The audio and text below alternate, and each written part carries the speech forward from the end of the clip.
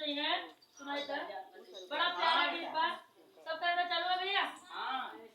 कि अपने ससुर के हलिया का बताई बीरना अपने ससुर का हलिया का बताई बीरना का बताई बीरना का बताई बीरना का बताई बीरना अपने ससुर का हलिया का बताई बीरना अपने ससुर का हलिया का बताई बीरना पाहिली पटौनी जब गईली ससुरवा पाहिली पटौनी जब गईली ससुरवा पाहिली पटौनी जब गईली ससुरवा पाहिली पटौनी जब गईली ससुरवा कौ बताई बीरना सासु गदिया में बैठावे का बताई बीरना सासु गदिया में बैठावे का बताई बीरना सासु गदिया में बैठावे का बताई बीरना सासु गदिया में बैठावे का बताई बीरना अपने ससुर के हलिया का बताई बीरना अपने ससुर के हलिया का बताई बीरना का बताई बीरना का बताई बीरना का बताई बीरना अपने ससुर के हलिया का बताई बीरना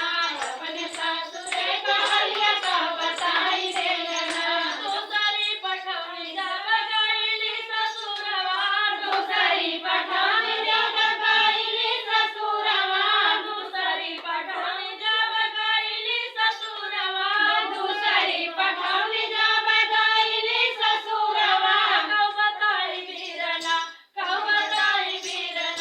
सासु गदिया से उतार कौ बताई बीरना सासु गदिया से उतार का बताई बीरना सासु गदिया से उतार का बताई बीरना सासु गदिया से उतार का बताई बीरना अपने ससुर के हलिया का बताई बीरना अपने ससुर के हलिया का बताई बीरना तीसरी पठौनी जब गईली हम ससुरवा तीसरी पठौनी जब गईली हम ससुरवा तीसरी पठौनी जब गईली हम ससुरवा तीसरी पठौनी जब गईली हम ससुरवा कौ बताई बीरना सासु कमवा खूब करावे कौ बताई बीरना सासु कमवा खूब करावे का बताई बीरना सासु कमवा खूब करावे कौ बताई बीरना सासु कमवा मचावे का बताई बीरना अपने ससुर के हलिया का बताई बीरना अपने ससुर के हलिया का बताई बीरना कौ बताई बीरना कौ बताई बीरना कौ बताई बीरना अपने ससुर के हलिया का बताई बीरना अपने ससुर के हलिया का बताई बीरना चौथी बार जब गई ससुरवा चौथी बार जब गई हम ससुरवा कौ बताई बीरना कौ बताई बीरना सासु झगड़ा खूब मचावे कौ बताई बीरना सासु झगड़ा खूब मचावे कौ बताई बीरना सासु झगड़ा खूब मचावे कौ बताई बीरना सासु झगड़ा खूब मचावे कौ बताई बीरना अपने ससुर के हलिया का बताई बीरना अपने ससुर के हलिया का बताई बीरना अपने ससुर के हलिया का बताई बीरना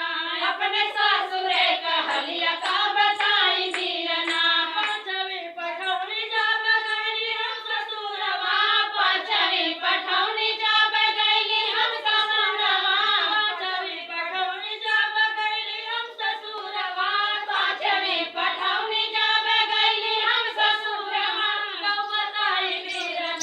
कौ बताई बीरना सासु घर से निकाले कौ बताई बीरना सासु घर से निकाले का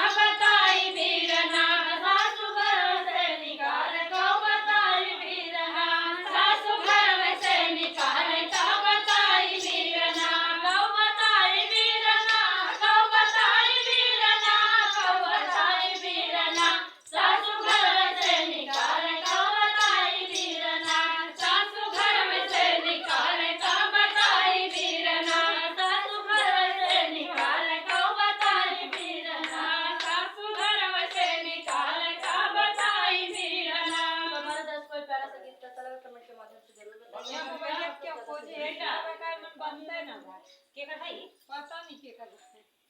केकर है कोई आपको वीडियो ना बना कृष्णा का